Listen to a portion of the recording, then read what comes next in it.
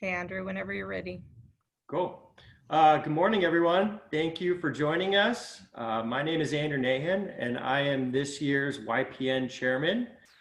It is my esteemed pleasure to introduce to you our guest speaker today, Devin Lucas. I'd love to rifle off all of the accolades next to Devin's name, but that'd probably take up the entire hour. So I think I'll just name a few for now. So Devin, he is a broker with Villa Real Estate, an active real estate attorney, and he is also the 2014 Realtor of the Year for the Newport Beach Association of Realtors. So Devin is here today to discuss cancellations surrounding coronavirus. So I think we all can agree that COVID has drastically changed our industry, and we're fortunate to have Devin here today to kind of discuss from a legal perspective, what we can and can't do in this ever-evolving real estate world we're in. I've known Devin for quite a few years, and I can definitely tell you that he's helped me distinguish between who's right and who's wrong in real estate transactions. So I can attest that he is a very fair, honest, and knowledgeable individual, and we're really lucky to have him here today to speak to us. So with that being said, Devin, the screen is yours. Right. Well, thank you, Andrew. Okay, there. I think it worked. I think everyone can see me. I thought we'd do something a little more fun. Instead of the traditional PowerPoint where I'm just the floating head, I'm going to try to do it here on the TV. So hopefully that'll work for everyone and you can see me. And my plan too is just to kind of, blow through a few things really quick. And Andrew, thank you for that introduction. Really give a good background and then, hopefully open it up to some Q&A if people would like. So let's jump right into it. Real estate cancellations and other issues surrounding coronavirus. Now, I've been doing this particular presentation for a couple of months now because obviously this issue was a little bit more timely a few months ago, when this kind of first came about and it first started hitting the fan. But it's still very relevant because we still to this day, certainly we've got some lingering disputes still out there, still some monies and deposits, being fought over and things like that. So I thought it was really important to go over, and I'm very happy to go over it again. So we're going to talk about it.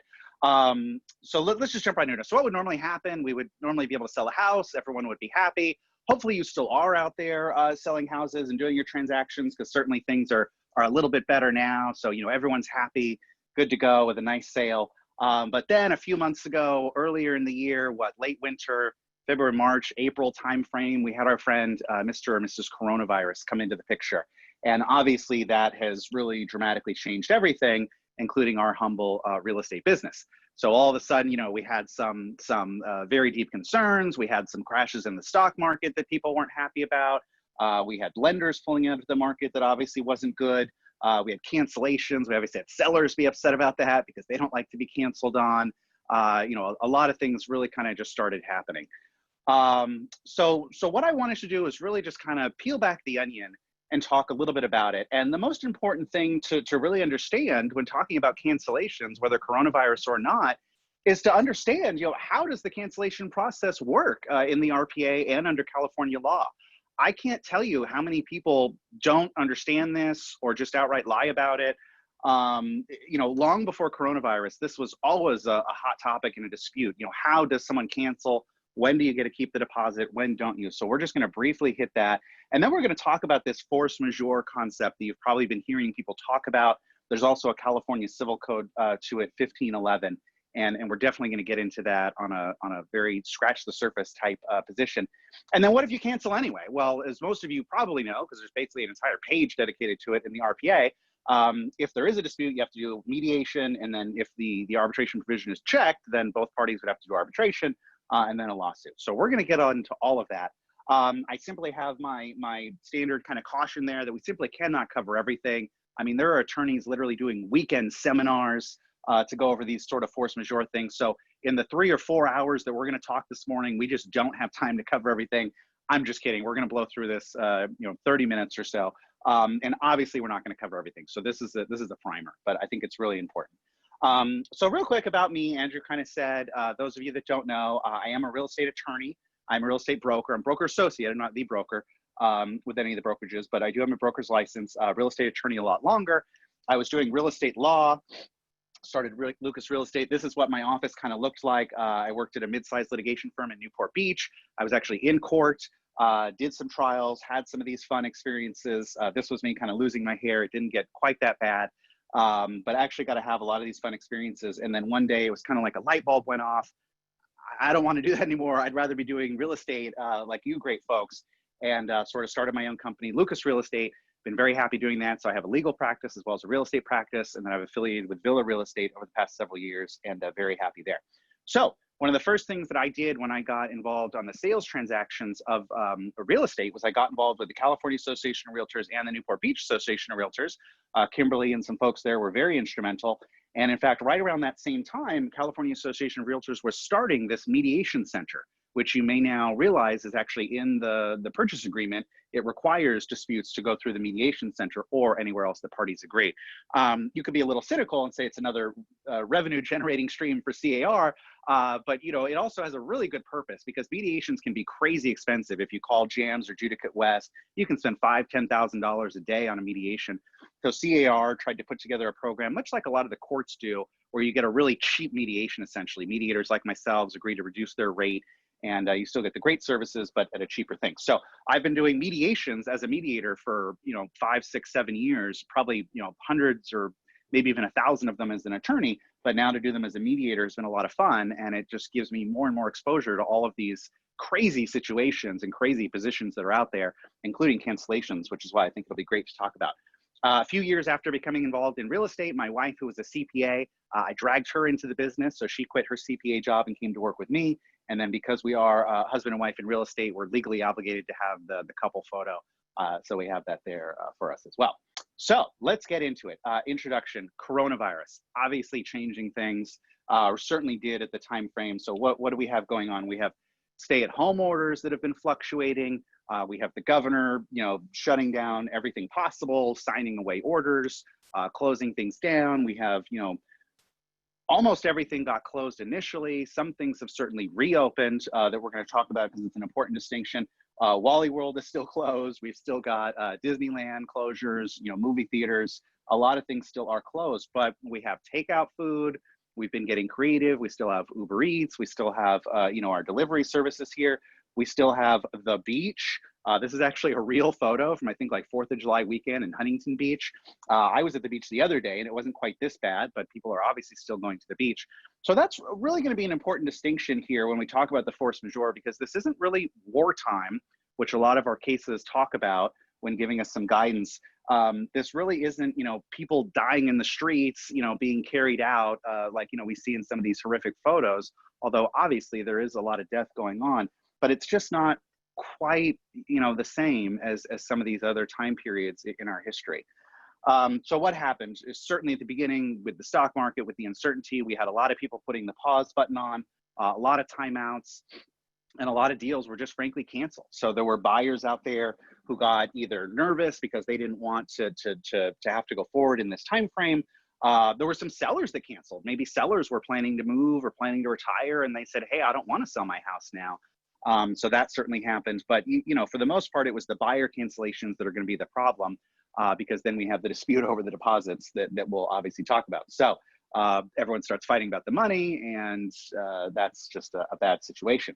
As we know, you know, especially here in Newport Beach, some of our areas where we have really valuable real estate, you know, my home is my castle. And then we get into what I call, you know, sometimes ego. You could call it something else, you know, principle, you know, being on the right side, you know, whatever it is. But, you know, it's principle, and it's people saying, hey, it's my home, it's my castle. I'm right. You know, I don't want to back down. And that's certainly a common situation we get into. So I like to think of things as a sliding scale. Any of you that have been involved in litigation or ever had someone else that's been involved in litigation, you know that really, unless you've got like an auto accident and a personal injury type attorney, you are typically paying an attorney. So almost all of these disputes, they're not contingency cases. They're cases where people are going to have to go out and hire attorneys. Now, there may be contingency fee attorneys out there on these cases, but I really don't see them that often. So, you know, really, you have to basically spend money, and that creates an impediment for a lot of people, to be very honest. So I certainly find that, you know, the more money you have, the more ego you have, the more likely you are to get into a lawsuit. which is why certainly in our fine coastal areas, when we have multi-million-dollar properties, you're certainly more inclined to find yourself in trouble than you would if, say, the property was a little more dilapidated or something of less value. Maybe people aren't going to spend hundreds of thousands of dollars hiring attorneys to fight over. But you never know. Even properties like this obviously have value. It's someone's home. It could be someone's investment. So who knows? So if you don't work it out, you're going to head to court. If you have to go to court, you're going to eventually hire these guys, which are the greedy attorneys. And by the way, when I do presentations like this for attorneys, sometimes these are the greedy realtors. So they're interchangeable depending on what we need to accomplish here in our presentation. So what normally happens? Well, you're going to have a freaked out, sort of buyer or seller. They're going to ring you up. They're going to call you, Mr. or Mrs. Super Agent, because of course they think that you can just help them resolve all of their problems. And you are then going to sort of get dragged into this, whether you want to or not. And this is something that people need to be really careful about, because most of you, I assume out there, are not attorneys.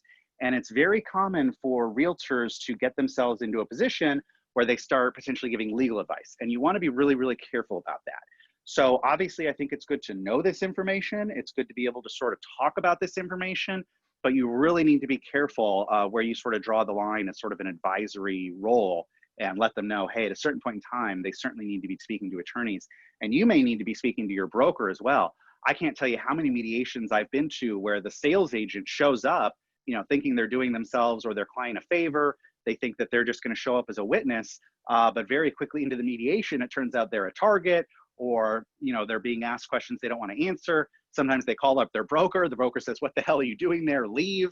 And that happens a lot. So if you're going to even remotely get involved in these disputes, you've really got to make sure that your broker is aware, and you really need to make sure that the client is told, hey, you really might want to talk to an attorney about this. So some really important takeaways. Okay, so let's get into it. So what is the law on cancellations? Well, you have to read the contract. California has certain laws that are going to be very important in a lot of this, because California doesn't like penalties and things like that. But you have to read the contract because our RPA is written different than a lot of other states perhaps do theirs. So within the RPA, for example, we have due diligence. Everyone knows about this, typical timeframes. You can do a home inspection. You can go check with City Hall. You can do whatever you want. And here we've just got a list. Yeah, maybe they've got a loan. Maybe they've got an appraisal. Maybe they have to sell their own property. There's a lot of due diligence that goes into it. And typically that's 14 days, whatever it is, 21 days, 17 days. Sometimes people shorten that. Sometimes people make it longer. But everyone's familiar with that process, right? So we have here our nice little timeline. We've got the acceptance, the earnest money comes in. And then when it gets time for the contingencies, that's when we all get a little bit nervous, because most people know that before the contingencies, the buyer can cancel. So everyone gets a little nervous. So then it comes time for the contingencies. The buyer removes the contingencies. We're all very excited. It's party time because there's probably a 90–95% chance the property is closing then. But unfortunately, as we know, even when contingencies are removed, you can still end up getting a cancellation. And that's certainly what we've seen quite a few of at the coronavirus standpoint. So obviously, if that happens, everyone's sad, the seller's sad, the realtors are sad, the buyer may even be sad, depending on why they had to cancel. And then you're essentially back to the drawing board, and that's no fun. So then the next logical question comes up that I get asked all the time. Where does the RPA say I get my deposit back? Presumably the buyer's asking that question. Or if you're the seller is going to ask you, where does the RPA say I get to keep the buyer's deposit? Now, I'm sure probably a lot of you have been asked that question. I don't know how you've answered it, because if you look through the RPA, it's a bit of a hazy kind of desert there as far as looking, there really isn't a paragraph that kind of spells this out. You have to read it in a whole and kind of understand how it works in California law. So we're going to do that in the next couple minutes here. So it's really very clear, even though this gets disputed still all the time. I think it's very clear, but obviously in the law, things come up. People have different excuses, and we can get into that later. But bottom line, if the seller cancels, which a seller can only do under certain circumstances, as we know, sending a demand to perform, notice to perform, things like that. If the seller cancels, it's written right into the RPA that the seller has to authorize the return of the buyer's deposit. So basically, in any situation you can imagine where the seller is the one that's canceling because of a notice to perform or demand to close or whatever it is, and those contingencies hadn't been removed yet, the buyer gets their deposit back, period. If the buyer cancels before the contingency removal, same exact outcome. Now, why is that? And why doesn't the RPA really say that as clearly as it should? Well, if you look at paragraph 14b3, which is where it is now, oh God, they just changed the RPA in the last couple of months. So I think it's still this paragraph, but we might have to double check because they did just tweak with it a little bit. But what used to be, and probably still is, paragraph 14b3 says the buyer has, so many days. So that's linked to the other provision, right? So it's typically what I think 17. People certainly fluctuate with that. But buyer has X days to either deliver seller a removal of the contingency or to cancel. So it says right in the contract, and that's what that whole time frame is about, that the seller has theoretically 21 days, 17 days, whatever it is, to cancel. It doesn't really then go into a whole explanation about getting your deposit back. And I guess the argument is because it doesn't need to. Because the whole theory is that if the seller can cancel, then there is no deal and there was no deposit, there's no money owed, and therefore you go back to as if the deal never took place, which means the buyer gets their money back. So it's really kind of simple, but it's worded a little awkwardly. So hopefully everyone followed that. If the buyer cancels before they remove their contingencies, certainly within this time frame that we're going to talk about in a second, they are able to cancel and they should get their deposit back. Okay, so tip of the day, just as a side note, because this comes up all the time, is that really no reason is required for cancellations. This is kind of a side note, and I mention this because this comes up all the time, where someone, for example, cancels saying, oh, I couldn't get the loan. I don't know why on earth you would put in a specific reason. It's kind of like the old adage with firing employees or terminating a tenancy prior to rent control, or if you don't have a rent control apartment, you just don't want to give a notice, because anytime you give a reason, people are logically going to fight that. So if a buyer says, oh, I need to withdraw because I can't get a loan, well, what's every seller and seller's agent going to do? I got a guy, I got a lender, here's 5 names, you can get a loan. So, in my experience, when you sort of give the reasons, especially the loan, it gets a little dicey. So there's so many other reasons people can cancel. You can just put per due diligence, you can put per paragraph 14 or something like that. But this gets people in trouble, especially when they cancel or the written document says the loan, and then heaven forbid you're in a lawsuit or a mediation months later, and then you come in and you say, oh, well, I couldn't cancel because of the home inspection report, or I canceled because the roof needed replacement. But that's not what was written in your cancellation. So, my advice is really just leave that as broad as possible. So back to our point. So what about if the buyer cancels after the contingencies are removed? Here is really the real big takeaway. After the contingencies are removed, it becomes a whole different ballgame, and we have to read paragraph 14F to see what that means. So you don't need to read all this, but go to paragraph 14F. It kind of says what everyone presumably assumes a contingency removal means, is that you're good to go. You're saying, hey, I've checked it out. I've done my due diligence. I've read over everything you gave me. I am good to go. I want to buy this house. You are conclusively deemed to have basically finished all of your inspections and elected to proceed with the transaction. So what does that mean? Well, once you remove the contingencies, it's almost now as if you have a contract that just simply has a close of escrow date. So you're just simply now in a contract that says, hey, I'm going to pay you $1 million and close escrow on your house on Friday. And that's basically all that's left in the contract at that point. So now logically, if the buyer cancels after removing those contingencies, now there's a breach of contract, right? Because now the buyer is in breach. They're supposed to close this date. They didn't, they're in breach. So that's it, they're done. Then people get into this argument over liquidated damages, which is a whole other conversation to be had. And CAR Legal has some old Q&A that has a little blurb on it. But long story short, is much to the seller's chagrin, California law really doesn't like liquidated damages because it views it as a penalty. So we kind of commonly think that, oh yeah, you can keep the earnest money deposit, but let me just tell you, it's not even that simple, unfortunately. Let's say hypothetically, here's a great example. Let's say you had $1 million contract, the buyer cancels, you then are able to sell your house for 1.1 million. I don't know, market went up, whatever. Well, if you've now made $100,000 profit by virtue of the buyer backing out, is it fair that you get to keep the original buyer's earnest money deposit and make $100,000 profit on the new sale? California doesn't really like that. And there's no real right or wrong answer. Just like in the law, everything comes down to reasonable, whether it was unfair, whether it's a penalty, a lot of kind of tests like that. But I just tell people, even if the buyer removes their contingencies, and then even if they breach the deal, it is still not a done deal about that 3%.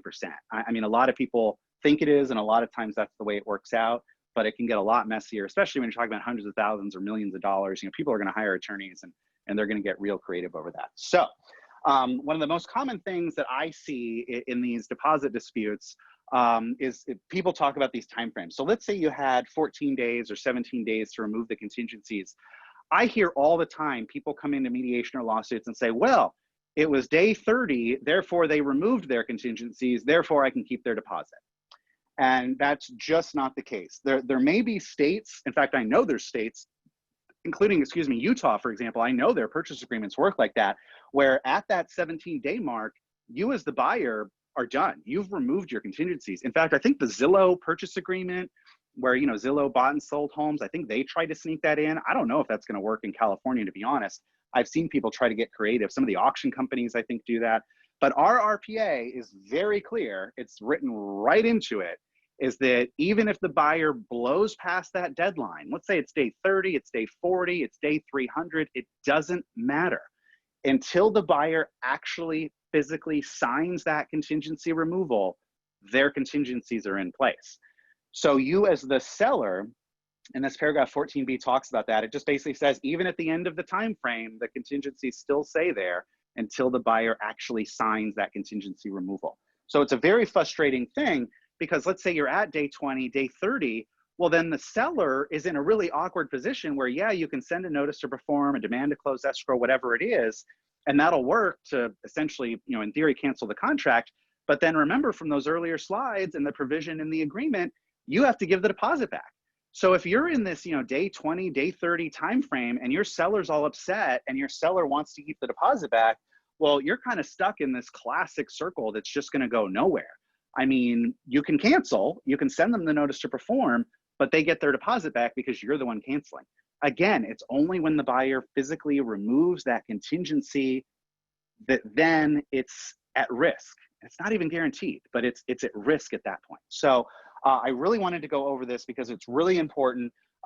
It's also really important to remember that we live in California, which is a deep, deep, deep blue consumer-friendly state. Everyone I'm sure knows landlord-tenant runs in favor of the tenants. It's very similar. California runs in favor of the consumer. So, a lot of times these deposit disputes, I get why sellers are upset, but you really need to check that contract. You really need to see the amounts at issue and decide, if you're going to win. Practical conversation is something else that we'll talk about. So, okay, we've beaten that to death and we've gone on too long. That's cancellations. Everyone really has to understand that, because without an understanding of the basic how you're supposed to do it, then you can't understand how coronavirus or any of these changes come into play. So let's talk really quickly about some of these terms that I'm sure everyone's been hearing. Certainly lawyers have been tossing about all over the place. So we've got force majeure, Civil Code 1511, act of God, unforeseen circumstances, impossibility of performance, commercial frustration of purposes. These are just the ones I could think of. Attorneys are going to get creative and come up with plenty more. But look, at the end of the day, it's all force majeure. You can call it force majeure. It's a fun term that just sort of encompasses this all, and it's good enough for all of our purposes. So force majeure, people ask me all the time, where do I find force majeure in the RPA? Well, you don't. You may in the future. We've got the coronavirus addendum that we'll talk about, but basically it is not in the RPA, and it doesn't really need to be, because it's more of the law. So, it's not there in the RPA. It could be in the coronavirus addendum, and I'm sure the powers that be are going to work on addendums and sort of incorporate some of this into the residential purchase agreement in the months and years to come, no doubt. So it's not in the RPA. So how does it come up? Well, it's just the law. Just like, in the RPA, it doesn't say, hey, stupid example, hey, I can host a weekly fighting to the death competition in the house, or you can't. You're not allowed to host a fighting to the death competition in the house. Well, you don't need to say that, because the law wouldn't let you host a fighting to the death competition. So in a lot of ways, you don't need to blame CAR for not having it in the contract, because it doesn't really need to be in there. The only times you see it in contracts, a lot of times are very sophisticated contracts where people are actually specifically excluding force majeure issues. So for example, there's a lot of commercial leases out there that are specifically going to exclude acts of God, famine, strike, wartime, civil unrest, virus exclusions. So there is a lot going on in the world of insurance right now, with insurance claims being denied, business interruption claims being denied, because there are contracts that have specific exclusions for these sorts of things. Our RPA doesn't, so we're sort of stuck with the law. So what is the law? And I talk about how does it come up? Obviously, force majeure is an excuse, right? So people are going to use it to cancel. People are going to use it to demand additional time. Some people are going to renegotiate, or some people are going to use it as a defense after the fact. And that's what we're seeing a lot of now. Hey, I couldn't perform, I want my deposit back. And it's not just real estate, right? It's the whole supply chains were interrupted. I ordered a kayak at the beginning of the summer. I still haven't gotten it yet. So if I were to go cancel my kayak order, there'd be some big dispute. They'd say, well, I can't deliver the kayak because the kayak hasn't been delivered to me yet. So, it was a huge ripple effect in lots of industries, not just us. So let's really talk about it just so we have some understanding. So what is the test for force majeure? Well, there's a lot of case law and there's a civil code on it. It's not great because a lot of these cases came up in World War II. There's a Supreme Court case dating back to the original, Spanish flu 100 years ago. There is this much case law on coronavirus. There is this much case law on, cancellations over this issue. So even though we have some guidance that we're going to talk about, everyone needs to know that we are in sort of a brand new territory here where nobody really knows what's going to happen. And any attorney that guarantees you an outcome, walk away, because there's no such thing as guarantees in the law. But that said, we do have some interesting guidance that for some examples, it's going to provide some very clear guidance. So for example, we've got to have an inseparable interference occurring without the party's intervention could not have been prevented. So these are kind of the two themes that we're going to see over and over and over. And basically it has to, something happened outside of my control, okay, coronavirus. But the part two that's really going to trip up a lot of people is that, could not have been prevented by exercise of prudence, diligence, and care, meaning try to figure out a solution. So, it's never going to be good enough to say coronavirus, I'm out. There's always going to be this step two where you had to have tried to do something else. And that is the key. That's the key. And we'll talk about some examples in a second. So Civil Code 1511, so this is actually in our California Civil Code, kind of says the exact same thing. It says basically you can be excused from a contract if it was prevented or delayed by the operation of law. So that might not necessarily be our issue, but that's going to come up, restaurants, leases, things like that. Hey, the government said I couldn't do movie theaters. I'm not allowed to have my movie theater. Therefore, I can't run my business. Therefore, I should be excused from my lease. So, we're going to see that. But really, I think the one that's going to come up more for us is prevented by irresistible superhuman cause, which is California's way of saying act of God, right? I guess we don't believe in God in California, so we say irresistible superhuman cause in our blue state. Or public enemies of the state, so it's act of war, right? So it's the same language, right? It's something unforeseen, superhuman cause, act of God, aliens invading, I guess would categorize that, or by public enemies of the state. So this third one doesn't matter, that's if you're excused. So it's really this number two that's gonna come up a lot. So we have some guidance, again, the buyer, whoever's trying to get out of the deal, is gonna have to show that they made sufficient reasonable efforts to avoid the consequence. And what does that mean? We're gonna talk about that in a couple of great examples here in a minute. And we're more than halfway done, I promise. We'll wrap up pretty soon. So we've got a couple of very old California Supreme Court cases that are really important that I think people are really going to be talking about over the next years, and I mean years plural, while these cases are litigated. So here, for example, we have a great example of a drilling company where a supplier was on strike, right? So one of the suppliers was on strike and the drilling company says, hey, I can't do what I need to do because I can't get the supplies. Okay, sounds good. But then the Supreme Court just kind of came right back and said, not so fast. I don't care that supplier A was on strike. You should have gone to supplier B. And so that's what this Butler versus Nepal 1960 California Supreme Court case decided, which was that, like, hey, you need to look for other options. That's really the clear outcome here. So this is really a great example for those of us that, we've got several where people couldn't get their loans anymore or something, for example. We'll talk about that in a minute. So again, just because, the supplier or the lender in that particular case couldn't, well, the court's already said you better try another one. Now, this court didn't address the issue of what would have happened if they had gone to supplier B, C, D, E, F, G, and all of the other suppliers had said, hey, I'm out. I can't supply you either, which is kind of what we did have in the lending market for a brief period of time. So again, we don't have an answer to this. What is enough? Is going to 2 lenders enough, 3 lenders, 5 lenders? You know, what is enough to have tried to prove that you couldn't get the loan anymore? We don't know, but it better be more than 1. That's certainly what the courts have told us so far. So we've got another great example that's going to help us out here. This was Lloyd versus Murphy. So it's another World War II case. This was World War II, 1944. And basically it was a lease of a new car dealership. And what happened in that case is that the government basically said, we're not going to make cars anymore because we need to start making tanks, bombs, all that kind of stuff roll off the assembly line. So the car dealership said, well, I can't sell cars anymore because I don't have new cars to sell. And the court came back and just said, you know what, not so fast. You could still be a used car dealership. You could still do auto repairs. You know, you can still do all of the other things that car dealerships do, even though you don't have that stream of new cars anymore. So the court basically came back and said, look, just making something less profitable does not prohibit it. So I think this is a great case for those people that were of the mindset, hey, the stock market crashed. I don't want to pull my money out right now because I'm going to lose too much money, or I'm just uncertain about the future. I don't think those arguments are going to work at all. And I think the court has made that pretty clear that, look, even if you're going to end up losing money, you still need to go forward with the deal. So this is going to play out for your restaurants, for example. They're going to say, hey, I couldn't serve restaurants, or, you know, my capacity is limited because of all these new orders. Well, not so fast. You know, you can still operate and you can still make a profit, even if it's not as much of a profit as you were used to making. So some of these cases are going to be really tough for those examples where, yeah, you can work, it's just not ideal. It's going to be pretty tough. So got one more case to talk about, Mitchell versus Cezanne Tires. This is very similar in World War II, kind of exact same thing. So this was a tire company that eventually said, hey, yeah, because of all the prohibition of cars, I can't sell my tires anymore.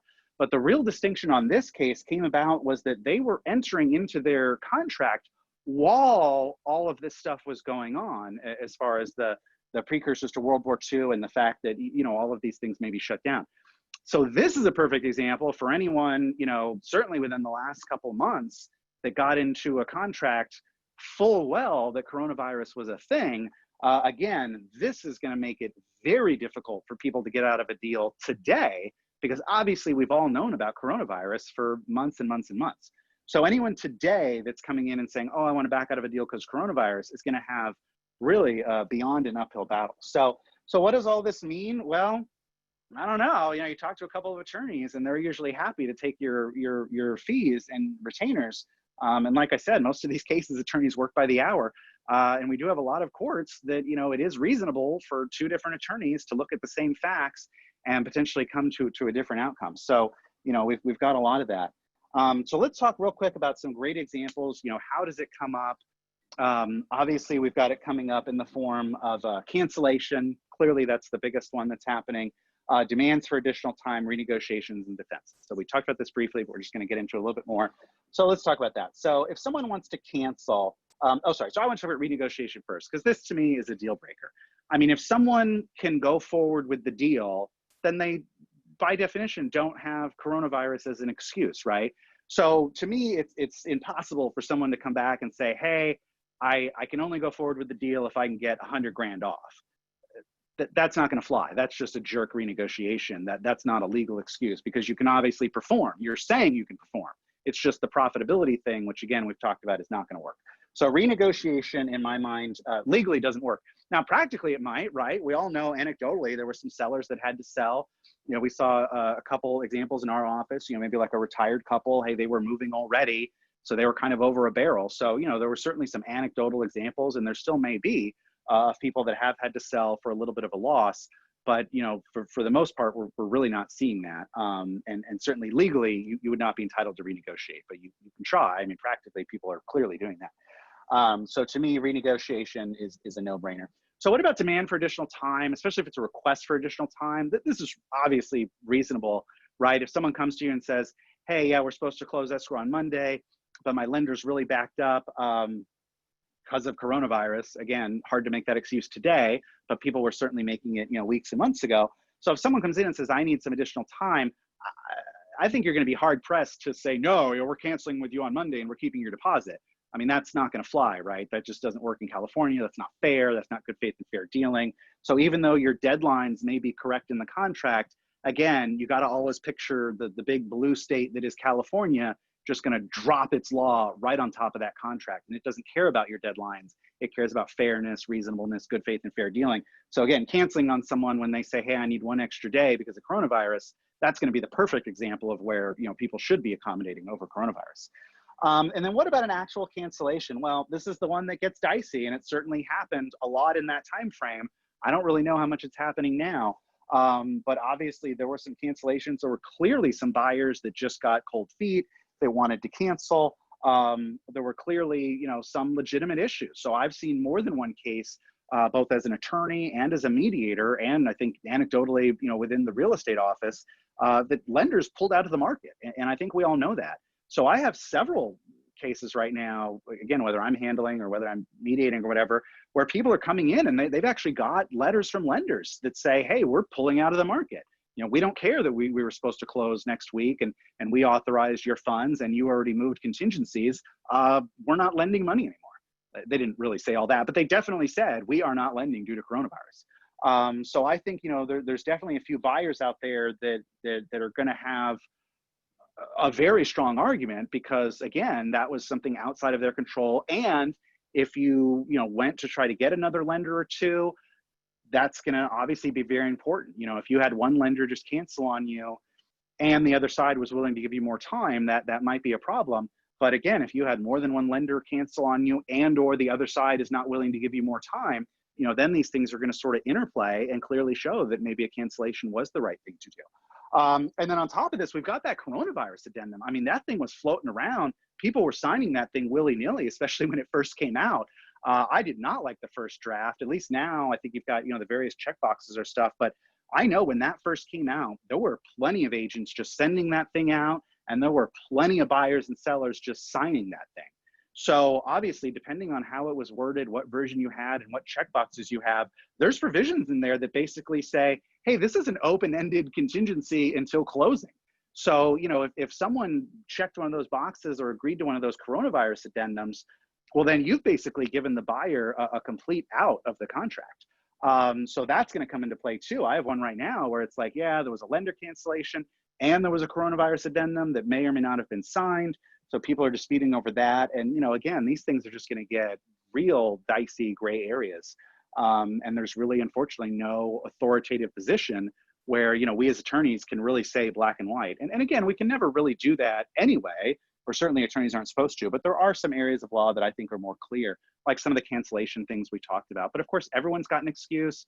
We've got plenty of attorneys. We've got plenty of creativity. So I had another tip of the day, and it's just kind of thinking about, what would you do before coronavirus? Coronavirus obviously is a thing. It's coming up. What would you do before coronavirus? But, if you're in this situation again, where people need to, a few more days or people are trying to cancel, you kind of look back. I mean, there's real world examples long before coronavirus, people lost their jobs, couldn't ultimately get that loan. Or maybe, a lender messed up, certainly some tight deals, the final appraisal came in, it wasn't close enough. So that, there are examples of this panning out in the past. So, there's going to be a lot of excuses. There's going to be a lot of lawyers fighting over it. And, we just really don't know what's ultimately going to happen. So what if I cancel anyway? So just real quick, we kind of all know about this. What if your buyer or seller gives you the middle finger, says, I don't care what the law is. And this happens all the time. People just know they're wrong. They know they're wrong. And they still go forward because sometimes it's a power move. Again, it's an ego thing. Sometimes it's just a position thing. If you're fighting over money and that money's stuck in escrow, well, obviously by nature, the person whose money it isn't. So in other words, in a buyer-seller dispute, right, the buyer put in the money. So the buyer literally wrote a check. It's their money. Even though the seller might think they have a claim to it, they're not the ones that actually wrote that check. So I think the seller always, in theory, has the more advantage in these situations because the buyer is the one that put in the money and wants it back. right? The buyer's the one that's actually losing money. But obviously the sellers have those arguments too. You know, the sellers can say, well, I lost money because of the cancellation and this, that, and the other. But I personally just think it's harder for the buyers because they're the ones that obviously want that cash back. And, you know, sometimes then you go into mediation or whatever and they say, well, I'll give you half back. And then you have to decide, crap, you know, is it worth taking, you know, a loss just to be done with it? Or is it worth going forward and having some big lawsuit or arbitration? And that's always a tough issue. So just to wrap it up real quick, as we all know, so you have to go forward with the mediation. If someone misses the mediation, that's a big no-no. You'll lose your right to attorney's fees, whole other conversation. But basically just know that for the purposes of most disputes, most people are going to go to mediation before they're going to file a lawsuit or go to arbitration. Mediation is sort of an informal court proceeding via Zoom now. Most of them are, but you're basically in a conference room or something like that trying to work it out as opposed to a formal court proceeding. Again, if you don't work it out, you're going to have to hire our friends, the attorneys, and go that route. But you really don't want to do that. You'd really like to try to avoid the attorneys because you could end up having depositions. Then you go to court. You've got the court reporters, your bailiff, your jury. Maybe you have an arbitration, so it's just a judge. But sometimes when you have a jury, you know, you got idiot jurors all the time that don't know what they're doing. And that could be the same for the arbitrators. I mean, you know, arbitrators, again, it's just one person's opinion. And if you have got some dispute that maybe is a little, you know, emotional driven or something like that, it's not such a black and white issue. I mean, people are just going to make up their own minds. So it's really dicey. And that's kind of one of my last points. You know, we have judges, we have lots of judges. There's lots of judges. And if you take your case to this judge, you may well get a different result than if you take your case to this judge. And that's just what happens in the law. That is why we have a court of appeal. So just to give you a quick civics refresher lesson, you know, we're starting down here with a civil case. If you want to, then you can go all the way up to the Court of Appeal. You can take it up to the California Supreme Court, and people do that. And that's why it's going to take a long time before we really understand how some of these coronavirus issues are going to pan out, because there's lots of fights already right now in the courts. As you know, courts are backlogged, courts are closed, courts are going to take a long time. Eventually, some of those cases are going to make it way up to their appellate courts, and we're actually going to get published decisions that say, hey, you know, buyer can cancel because of coronavirus in these conditions. And we'll eventually get some guidance from these other courts about that. But, you know, it's going to take a long time. Courts of appeal cases, probably maybe 2-3 years from now, until we're going to get some coronavirus decisions. You know, we'll anecdotally hear about some arbitrations in some cases, you know, someone won, someone didn't. But it really doesn't matter what happens in a trial court because there's thousands, hundreds of thousands of them. All that really matters is what happens in those appellate courts and the actual written law that comes down from them. And that's what's in all these books, right? So when we get all these fancy books in law school, it's got the law. And a lot of that's just cases, you know, how other judges have dealt with things. So that's what we look at. So that's really it. In conclusion, you want to try to avoid court. You want to try to avoid the attorneys. Sometimes it's not always possible. It's a very complicated issue right now. Just try to think, you know, what would you do before the coronavirus? You know, certainly try to work things out. But sometimes, you know, when it comes to these deposit disputes, there's just no great answer. So that's really it. That's all I have for you. Devin, we have one question from Linda Hartman. She's asking if a buyer removes all contingencies but missed the COE and seller sends notice to perform and wants to cancel, would the buyer get their deposit back? All right, so run that by me one more time. So they removed their contingencies. It says buyer removes all contingencies, missed close of escrow, and seller sends notice to perform, wants to cancel, but does the buyer get their deposit back? If the seller wants to cancel. Yeah, so in that situation, in theory, I haven't looked at all your documents yet, so I don't know, but you know, generally speaking, once the buyer removes their contingencies, like I talked about, that's it, that's done. Unless they can come up with some great excuse as to why they couldn't perform, removing your contingencies, that's it. You are conclusively presumed to have a done deal at that point. So in a normal circumstance, if the buyer just is MIA or just says, oh, I don't want the house anymore, then that deposit is in jeopardy. Now, again, there's a whole other analysis in case law on that 3% thing, and if it's really fair game. But the answer is, in that simple solution where the buyer removed their contingencies and then didn't close, all other things being equal, the buyer is at fault there, right? So their deposit is in jeopardy, and certainly, you know, someone's going to go forward with the mediation and make a claim to that money. And from that limited bit of information, it sounds like the seller has a good argument. But again, you know, how much money we're talking about? Did the seller turn around and sell the house weeks later for the same amount or a profit? You know, there are still some lingering things that go into those discussions. Even though we think the liquidated damages provision is supposed to be there to make it clear, it helps, but it doesn't make it clear.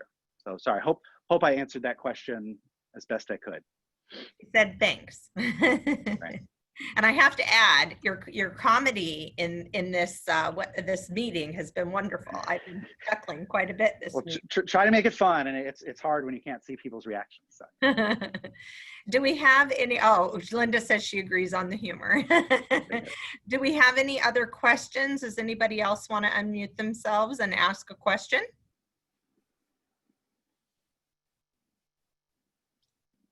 There being none. Everyone's camera shy. Thank you so much, Devin. Andrew, do you want to chime in here? Yeah, I mean, if anyone's interested in joining YPN, we meet, I think the second Thursday every month. So contact myself or contact Kimberly, and we can give you more information regarding that. And thank you all for joining this morning. Appreciate it. Thank you so much to everyone. Thank you, Devin. Thank you. Thank you. See you soon.